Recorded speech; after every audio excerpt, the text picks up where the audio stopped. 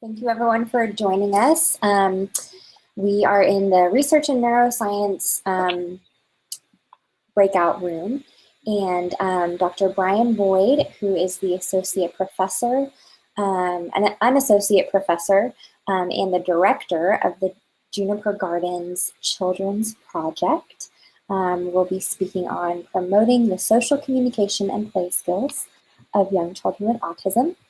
I just want to remind people that if you have any questions to ask, you can go ahead and ask them in the Q&A box, and I'll be moderating those at the end. Or if you want to ask your question by sharing your screen in your video, you can do that as well. So we are looking forward to hearing you talk, Brian. Thank you, Catherine. I'm glad to be here today. And I just want to say in advance, I'm at KU, so I'm happy to follow up with people if you have more questions, because we're actually going to need to wrap this one up at 11:50 because I'm introducing the keynote speaker, which starts at noon. So we're not going to be able to have this session go over. So I may have Lisa skip some slides and for us to go a little bit faster, just so we'll have a chance to get to Q&A and have a discussion. But I'm also happy to send these slides to anyone that's available. So I'm going to talk about a couple things today, sort of the research underpinnings of the intervention that we developed and tested to promote the social communication and play skills of young children with autism. These are preschool-age kids. But also talk about the intervention itself and sort of what it looks like in context. And that's some of what I may skim over a little bit, but I am going to point you to a website where all of the intervention materials and assessment materials are freely available for you to download. So you can have free access to everything I'm going to talk about today. So Lisa, you can go to the next slide.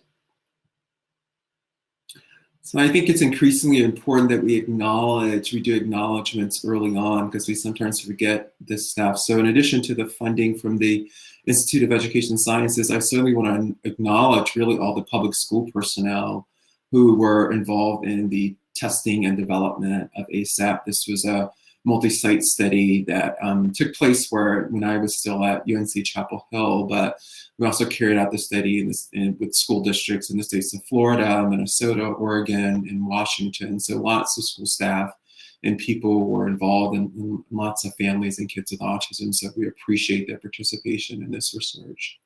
Next slide. So as I said, I'm going to talk about sort of why it's important to assess and intervene upon social communication and play skills, but I also hope to get to maybe a case study to show you what ASAP implementation looks like in practice. But that's maybe where I may have to skip a little bit just for the sake of time. But again, willing to share all of these resources with you and to follow up by email with anyone who wants to chat and learn more about the intervention. Next slide.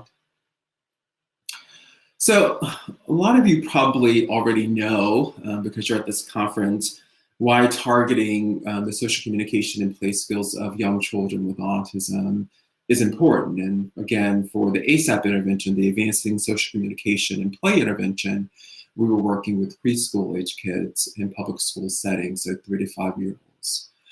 But for those of you who may be less familiar with the research, some of the things we know in terms of what looks a little bit different sometimes in young children with autism is that we certainly see a less initiating joint attention, so pointing things out to others in the environment just for the purpose of sharing interest and attention in those things. We see less frequency of gesture use, and certainly integration of gestures with vocalizations, or then we see in neurotypically developing kids, certainly issues around eye contact and language expression and comprehension. And also their social relationships sometimes look a little different. We also see differences in pretend play skills, that it tends to be less varied in kids with autism. Imitation skills, which can affect play, because often kids learn play by imitating the actions of their parents or their peers. Their play tends to be less complex. and less sort of social cooperative play with peers. So there's lots of intervention targets, and we know for both these sort of skill categories that they're both related to language development, and social skills is certainly related to just sort of broader social outcomes and adaptive functioning. Next slide. So again, I'm going to talk to you about the advancing social communication and play intervention that we developed, and sort of what that looks like in practice. And that's our nice logo for it. So just to start off with sort of how we conceptualize or thought about social communication and play skills for the ASAP intervention. So in the center of our conceptual model, obviously is social communication and play, the actual skills we're targeting. And we target those interventions within classroom contexts in both one-on-one settings, so adult-led interactions with the child, but also in group contexts, so small group activities where the child is with their peers and the adult is providing some structure to help organize that activity. And we are hoping that by targeting both of these skill domains, so social communication and play, across contexts, that will impact how children with autism engage with their peers, engage with objects in the classroom, and engage with adults. And that this will lead, and that enhanced engagement will then lead to more comprehensive or broader outcomes, so on language, adaptive functioning, social skills, some of the things we know to be crucial and important to target. So that's our conceptual framework. Next slide. So the various intervention components, just to tell you a little bit more about it for the ASAP intervention, you can bring up all the different features on this slide, Lisa, and I can just talk through it. Thank you. So one of the things, oh, sorry, go back for a second. Didn't realize it advanced like that. So one of the things a few things to know here, again, as I said, ASAP is implemented in one-on-one contexts and small groups. We are targeting social communication and play skills, but we're doing that within the context of coaching, obviously.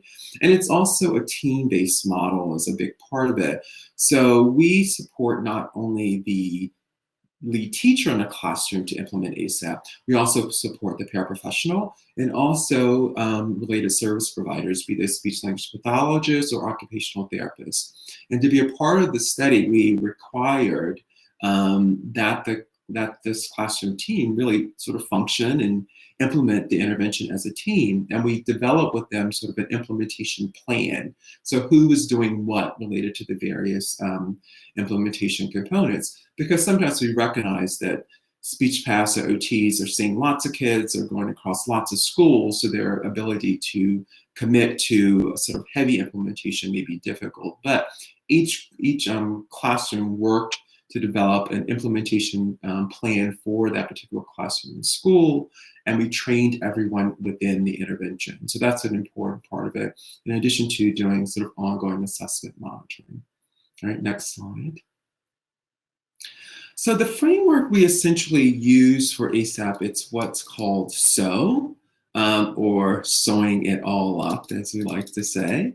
So it encompasses three components. So making sure that the adults in the classroom who are implementing it are setting the teaching episode up in a way that's really going to be motivating and engaging for the child. So making sure you're just planning time, have some planning time to think about, all right, during the actual instructional episode, what is it that I want to work on? What goal am I targeting around social communication and play for this child? Then there's actual doing the instructional episode. So making sure that it's a highly motivating and engaging activity in which you're targeting social communication and play goals, and then wrapping it up. So monitoring your progress as an interventionist, monitoring the child's progress in terms of how did that teaching episode go? Did it go well for both of us? Was this a typical day for me? Was this a typical day for the child? So that's sort of the SEW framework that we use to help educators implement the ASAP intervention. Next slide. So in terms of the intensity of the intervention, as I said, there are two components to it. It's implemented one-on-one with the child and in small group activities. And for the one-on-one component, we ask each classroom team to implement the ASAP intervention at least 40 minutes per week for each child. And so that could be broken down in lots of ways. You can do 5 minutes, 5 to 10 minutes a day. It's really based on the team's implementation plan, but it's 40 minutes per week per child. And for each child, we ask them to work on at least 2 goals. So one targeting social communication and one targeting play. And then we also ask them to implement the intervention in at least 3 classroom small group activities per day, where you're embedding at least 3 opportunities, 3 trials for that child to display the targeted goal or skill. So that targeted social communication and targeted play goal. So there's a sort of a rule of 3 related to ASAP that I'll talk more about. But for this, it's at least 3 classroom activities per day and at least 3 instructional opportunities, at least 3 embedded trials within that activity to provide the child an opportunity to display that, yes, I'm learning the social communication of play and/or play goal that you're working on and trying to target within the context of this small group activity. Next slide. All right. So I'm going to first talk about the research study before I talk about the intervention. Next slide, Lisa. So the research study was a multi-site research study where we sort of as I said, involving these universities across University of Miami, University of Minnesota, Portland State, and this was done when I was at UNC Chapel Hill. We had 78 classrooms involved, and they were either assigned to receive the ASAP intervention or to continue their classroom practices as usual. And each classroom unit or team implemented the intervention for a full school year. So next slide. That's just showing sort of the breakdown of the random assignment, but you had classrooms that had an equal chance of being in the intervention or control classrooms. You can go to the next slide, Lisa. So how do we measure social communication and play? We measure both of these via direct observation. For social communication, we had a blinded and naive examiner sort of implement the ADOS or administer the ADOS to the child. And we use the ADOS as a coding context to code the child's social communication and play skills while they were interacting with this examiner.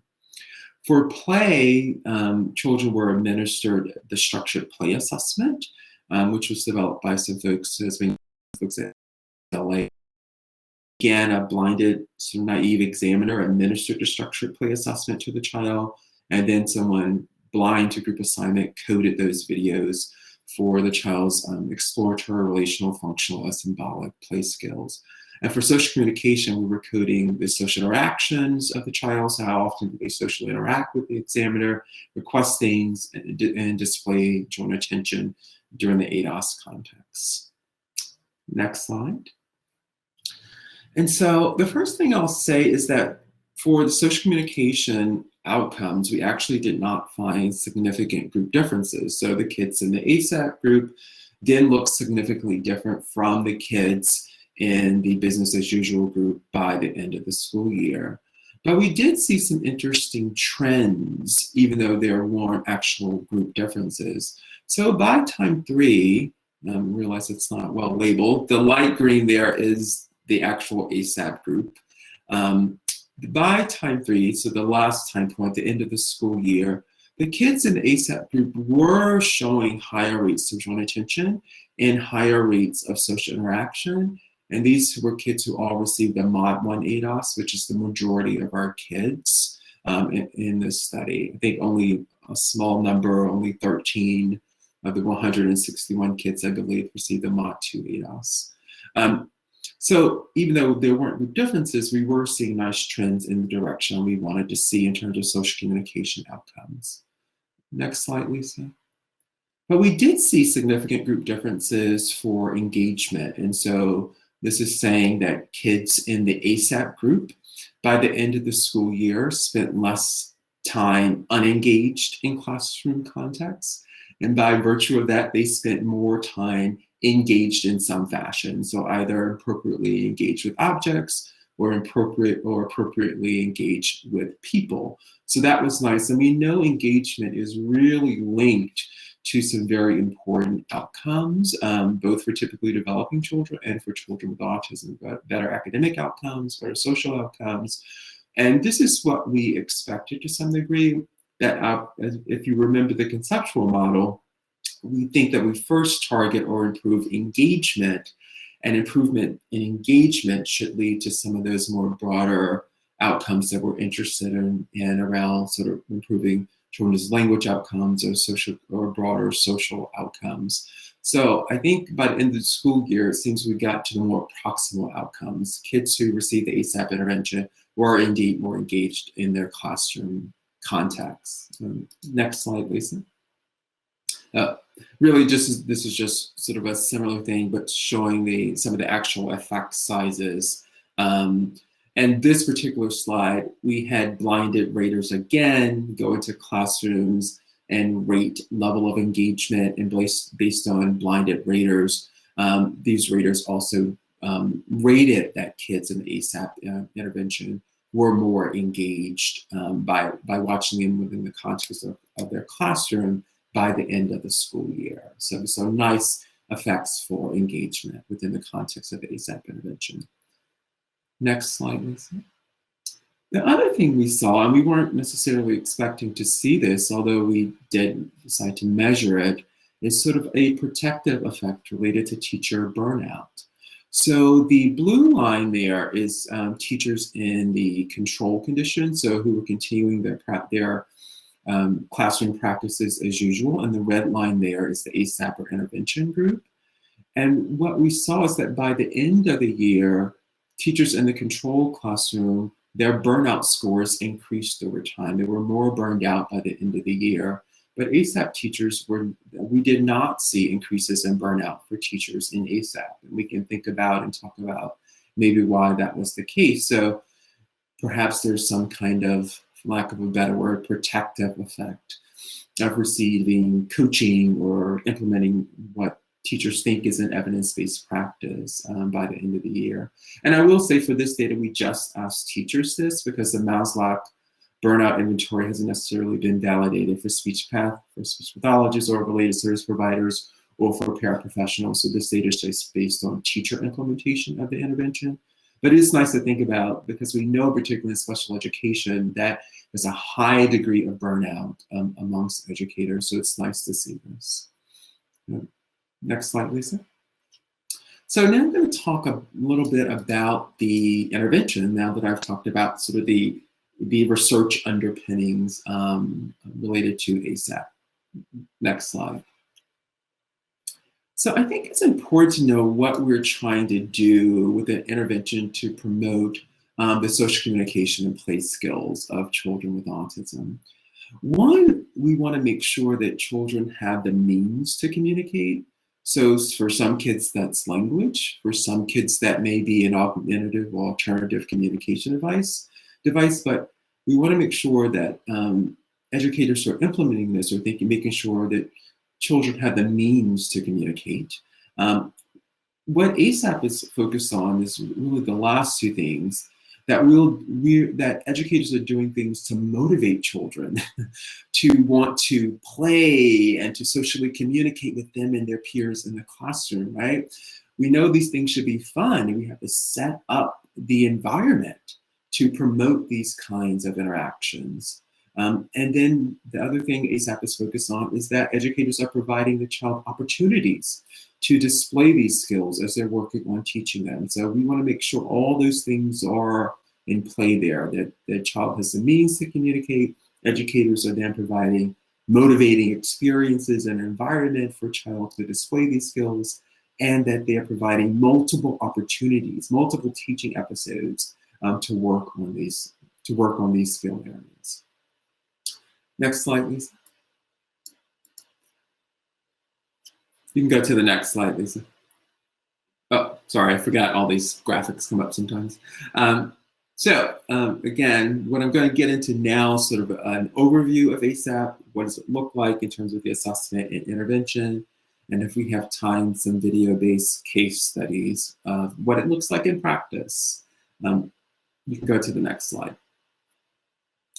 So just to drill down a little bit of what we're targeting within the context of ASAP, to some degree, we know a lot from research on typically developing children, but also within the context of autism, that social communication is really made up of 3 domains. And we work on these 3 domains, although ultimately we're trying to get kids to initiate joint attention with others more. But in order to get kids to initiate joint attention, they also need to be able to request, to make requests to get their instrumental needs met. And requesting requires you to get someone else's attention, which is a core component of joint attention. So we want to make sure kids have the ability to request and coordinate attention with others. The other aspect of joint attention is social interaction, and social interacting with others requires a child to be motivated, to be interested to socially engage with another person. And so both of those things, requesting skills and social interaction skills, are really cornerstones to promote initiating joint attention. So these are the things we're targeting within the context of the intervention to get kids to that ultimate goal of initiating joint attention. All right, next slide. So what we did within the context of the ASAP intervention is essentially task analyze these 3 domains. So what are specific goals to target within the context of social interaction, requesting, and joint attention for preschool-aged kids with autism? And we developed this hierarchy based on the research literature, but also based on watching teachers or other providers within the context of classroom contact, within the context of classroom settings, work on these skills with young children with autism. So essentially, this is a developmental hierarchy going from the least to the most complex skill set within these various domains. And sometimes you'll see an A or a B. Let's take joint attention, for example. The A's for all of those is the child responding to joint attention. So that's when the adult points something out in their environment and the child indeed looks at what the adult points out. And B is the child then initiating joint attention. So the B skill set is often a more complex skill set than the A skill set. And one of the things educators ask us to add up at the top is, when do these things come online? What's the age of emergence for some of these skills in typically developing children? And what you'll see for us is that these are things that really emerge very early on in typical development. If any of you have children, you've probably seen they begin to do these things. And for some of our kids, in particular with initiating joint attention, we can see that even there are adolescents with autism who don't engage in initiating joint attention.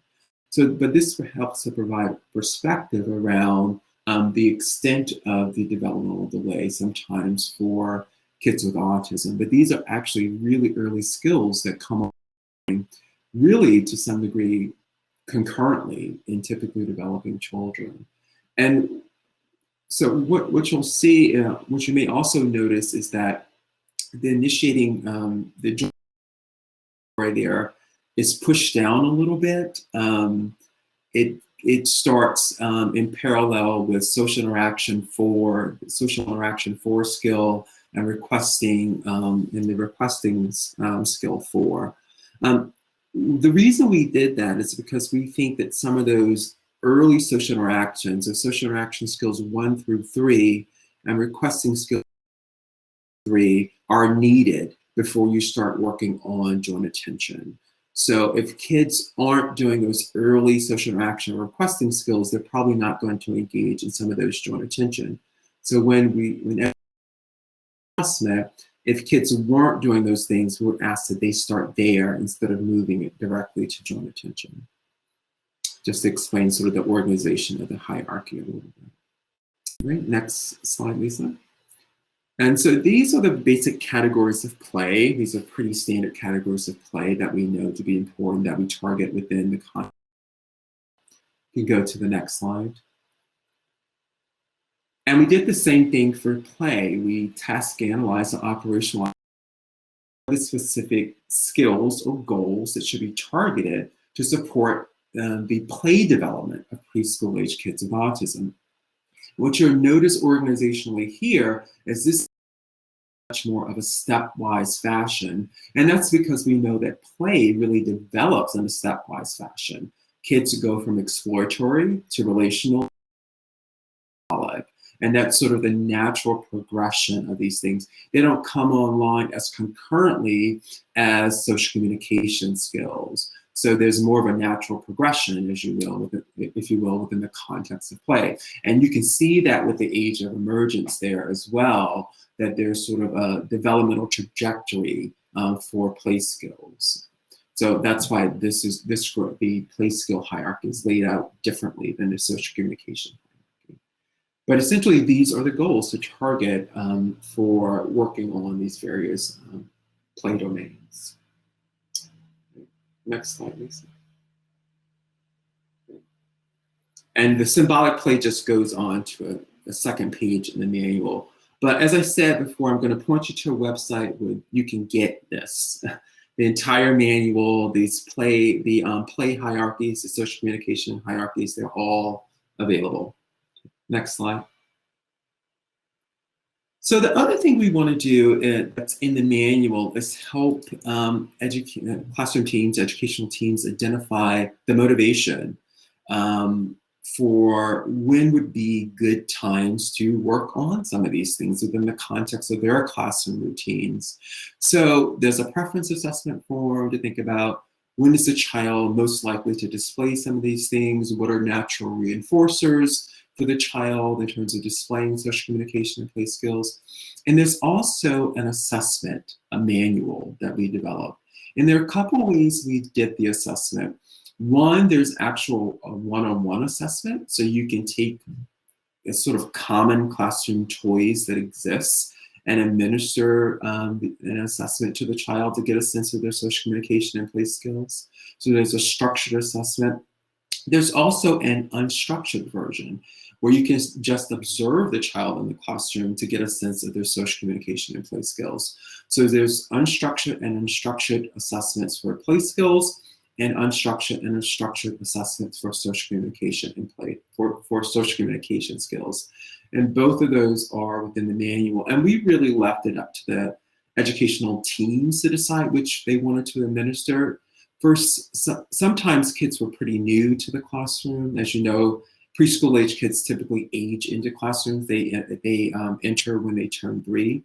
So if a child was new to the classroom, sometimes the educational team decided they wanted to do the structured version. For some kids were 4-year-olds, they were returning to the classroom. The educational team felt like they had a very good sense of the social communication and play skills, so they decided to use the unstructured version. And sometimes people just started with the unstructured version, and if they didn't feel like they got enough good information from it, then they move to the structured version. So it's really up to the educational team which version they want to use, and sort of to some degree educational team dependent, and maybe to some degree dependent on the child you're working with. But both versions exist for both skill domains. Okay. Next slide. And so the components of the intervention, as I talked, there's some graphics for this slide, Lisa, so you can go ahead and bring them up. I think there are 3 graphics. Thank you. It's really thinking about the context. So who's going to implement it? And again, we work with teams to lay out an implementation plan. So what's the lead teacher going to do? What's the paraprofessional going to do? What are the related service providers going to do? And in what settings are you going to work on these things? The content. So which goals is Brian working on versus which goals are Lisa working on? So the children in their classroom, what goals are you actually going to target for those children? And then what strategies are you going to use to target those skills? I should say that we think of ASAP as an agnostic intervention. It can be laid on to various kinds of classroom models. So we were in a number of different states. So some of those, in some states, they use an ABA-based model. Naturally, there were some classrooms that used a LEAP model, if you're familiar with it. It's an inclusive classroom model. There were some programs that used the STAR curriculum. There were some programs that used the TEACH curriculum. We said to them, you can continue to use whatever curriculum you're using. We then just want you to layer ASAP onto your existing classroom curriculum. So you don't have to stop doing what you're doing. You just have to figure out a way to teach social communication and play skills within the context of those classroom curricula that you're already using. So it's intended to be a supplemental intervention to what's already happening within the classroom. And we were able to use it in a variety of classroom models. That didn't seem to be a problem. We didn't have an issue using it with different kinds of classroom curriculum. Okay, next slide. You can go to the next slide, actually, Lisa. I think it's just to remind people that we use this framework of first setting up the teachable moment, so making sure you have the materials you need to engage in the teaching episode. You know what you're trying to target during that instructional episode. Next slide. That you then have an activity that is motivating and engaging for the child, that you've thought about how you want to teach the child social communication and play skills during this instructional episode. Next slide. And then within the context of the manual, there are some forms to promote data collection to help the educator self-monitor their implementation and also to monitor the child's progress. We also allow educational teams to use their existing data collection forms if that's what they wanted to do, just as long as they had some way to monitor child progress. But there are some forms that are in the manual that you're free to use if you want to use those. Okay. Next slide. And so hopefully, now we're going to get into hopefully at least one case study just so you can see how this looks a bit in action. So next slide. So the first case study that we'll get to, maybe the only case study we'll be able to get to, is Kyle. So Kyle is a 3-year-old being served in an inclusive classroom setting. I should say we worked in both inclusive classrooms and self-contained classroom settings. And at the time, he spoke in 2 to 3 word phrases. So again, we know about his means. We know about his ability to communicate. He did use verbal language in terms of, in order to communicate with others. Next slide. So we're thinking about, this says audience participation, but it's going to be a little bit different here because since it's all virtual. For him, we're targeting the social communication domain. And what we're trying to do is think about this hierarchy. So this is sort of the assessment framework. So we're trying to do this without administering assessment. I'm going to show you a video of Kyle, but we're trying to think about what are some potential goals to work on with Kyle related to the social communication domain.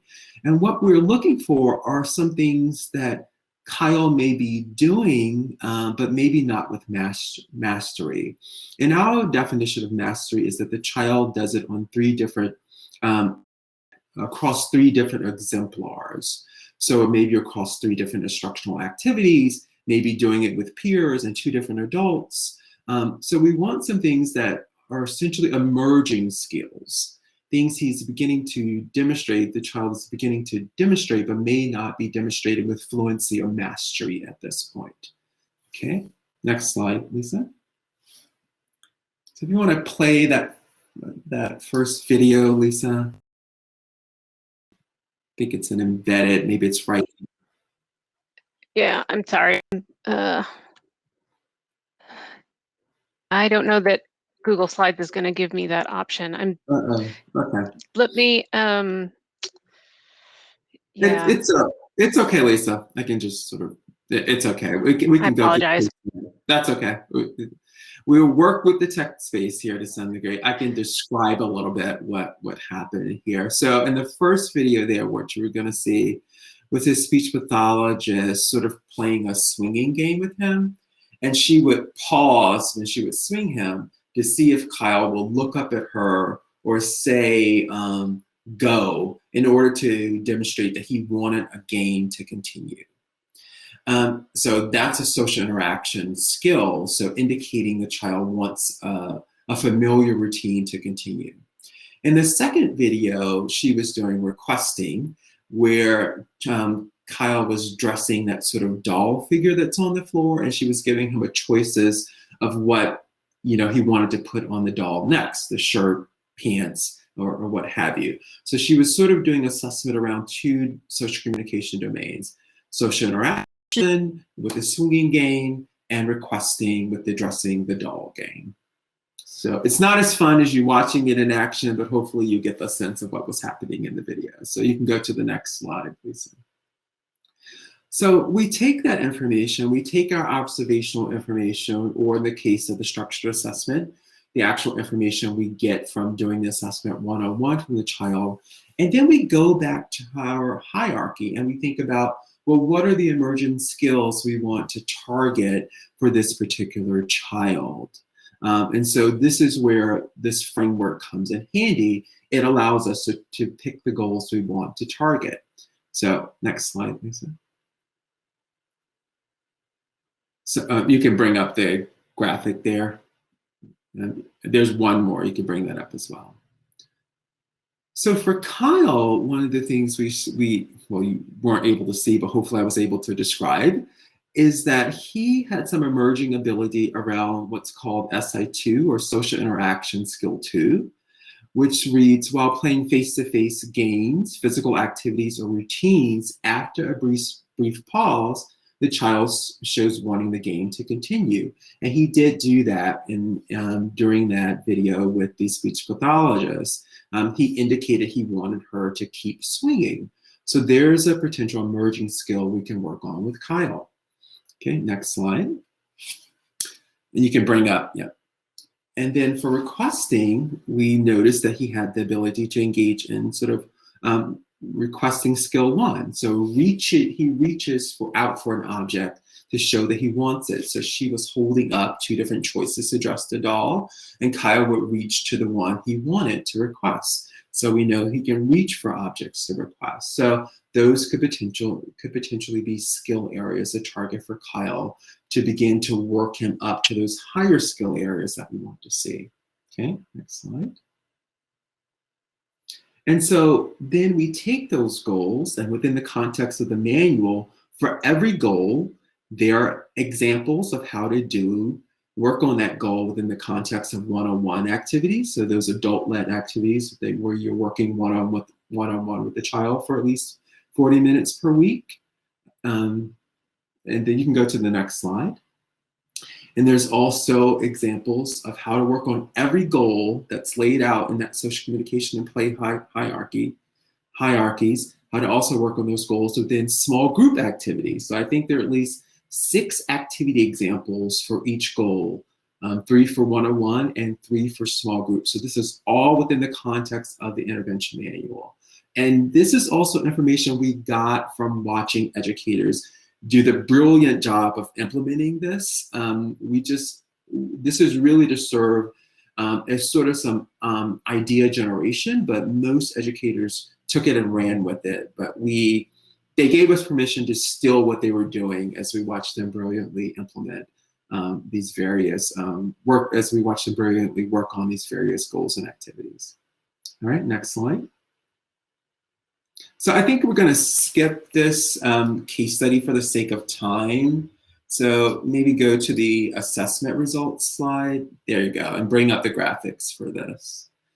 So I just want to point out here, because you're not going to see the Devin case example, but it was just an example targeting his play skills, so play instead of social communication skills. But the reason I wanted to bring up this slide is because I just want to point out again that we have a rule of 3. So if a child is explained, it shows 3 different examples of that particular skill or goal area, then we consider it mastered, because what we want to look for is diversity, because some kids with autism would do the same thing repeatedly. So their child may reach for bubbles multiple times, but may not reach for anything else. So we want to see that reaching across different exemplars, and that goes for each goal that we're trying to target. So within Devin's case study, you would have seen him doing the functional play skill 1 of doing simple pretend play across 3 different exemplars. But we didn't see 3 different exemplars for other kinds of play skills. And so you can choose amongst those emerging skills where he's doing some of it, but not all the time, and it's still prompted. The other thing with the mastery, you want to see the child do it independently as well, in addition to seeing it across 3 different exemplars. So I just want to point out our mastery criteria. Next slide, Lisa. Actually, we can go to the conclusions. Sorry, go to the next slide. Oh, you can't do the videos. Sorry, guys, I really wish I could see this. What you were going to see here was how ASAP looked within the context of a small group activity versus a one-on-one activity.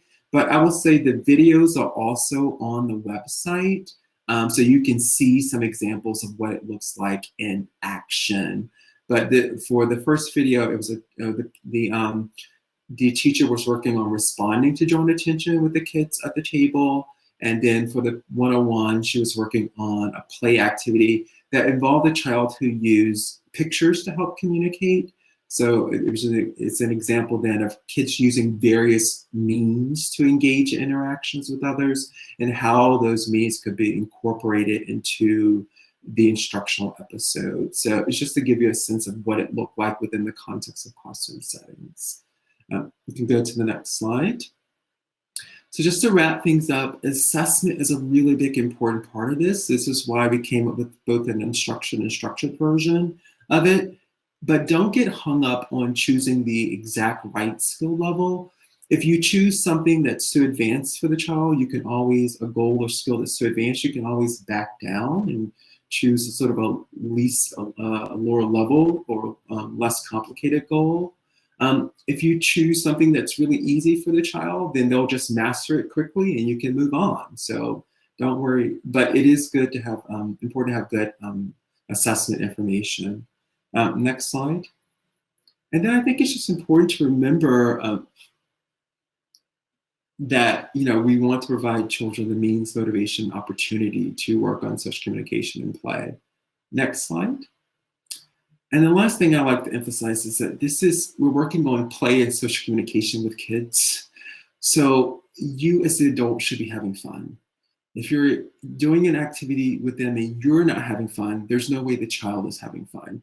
So always thinking about a way to do these things within the context of play-based activities. So we want it to be motivating for the child to display social communication and play skills. Next slide, Lisa.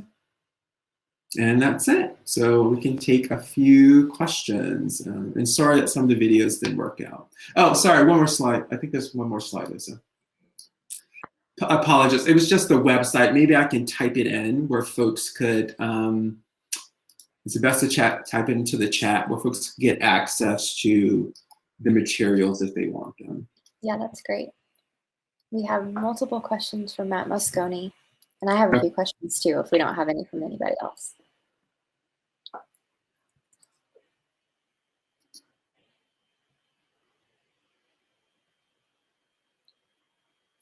So let me know when you're ready, Brian. I'm ready, sure. Oh, sorry. I thought you were typing something. No.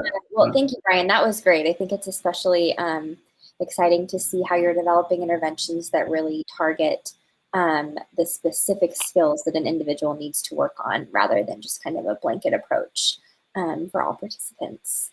So Matt was wondering about the difference in teacher burnout between the ASAP intervention and the control teachers, and wondering if there were any variables that you were able to measure or just observe that might be mitigating those differences between groups. Yeah, so since it was an unexpected finding, we didn't really have a lot that we dived into, but we know some things from other literature. really from implementation science literature. There's been some literature that shows that sort of coaching and fidelity monitoring can really have a protective effect on burnout. So probably just by someone going in, supporting the educational team, and doing the intervention. But there's also been some evidence that within the mental health provider space that just belief that you're doing something that's considered an evidence-based practice can also be a protective thing, right? So if teachers believe that what they were doing was sort of helping kids, was helping to improve their social communication and play skills, then maybe that was a protective thing that helped get them over the hump, if you will. So likely the coaching and support was sort of an active ingredient, if you will, of having this protective effect on teachers within the ASAP condition. But it is something we want to explore a lot more and learn more. Great. So another question from Matt is, are you seeing or hypothesizing that there are any child, teacher, or environmental considerations that might impact the efficacy of the ASAP intervention for individual children? So kind of explaining the diversity of outcomes that you're seeing. Yeah, so I guess to some degree, if I understand Matt's question, maybe are there moderating variables that may impact sort of intervention efficacy overall? There were some things we looked at, but nothing that really came out salient as an actual moderator of intervention effects, let's say for our engagement outcomes. But there are some things I would say anecdotally that we notice. One, teachers in general ed settings needed more support because there were just fewer kids with autism. And a lot of times general education teachers don't have the same training. They have different training than special education teachers. So they weren't as familiar with some of the instructional practices that may support engagement. So we had to support them in different ways. ASAP, we do think kids who spoke in full sentences were excluded from ASAP because we thought they had a language level, a language ability that probably exceeded the goal hierarchy. They already were speaking well. So we do think it's an intervention that's probably more for kids with more limited language. We don't officially call them minimally verbal when they're this young, but kids who have more limited language probably most benefit from the ASAP intervention as well. So those are a couple of variables that I think are relevant. Yeah, that's great. So I know you need to get going in just a minute. Do we have any other questions before we let Dr. Boyd go?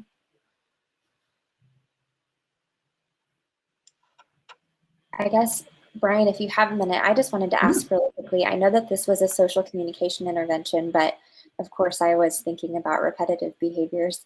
And just in terms of teaching the motivation, I was noticing that sometimes to teach motivation, you kind of have to reinforce a restricted interest or a preferred routine or something like that. And so I was wondering if you could sort of bring in some of your work in behavioral flexibility and talk about how you really balance trying to teach these important skills while trying to not sort of exacerbate these other challenging behaviors that need to be addressed in a different way.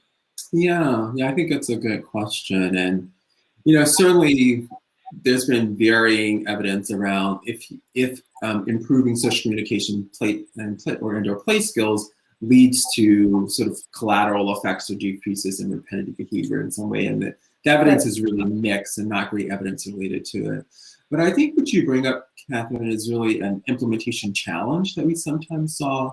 If kids had high level of challenging behavior or really interfere in repetitive behavior, not all repetitive behaviors are highly interfering or problematic, that affected the teacher's ability to implement a social communication and play intervention.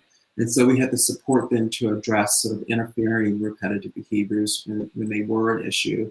But certainly some teachers use preferred routines of kids or their restricted interests to work on some of these skills because it was a natural time, as you're pointing out, that the child was motivating and really engaged. It was a way to support their learning, and we were all for that if it was helpful. Yeah.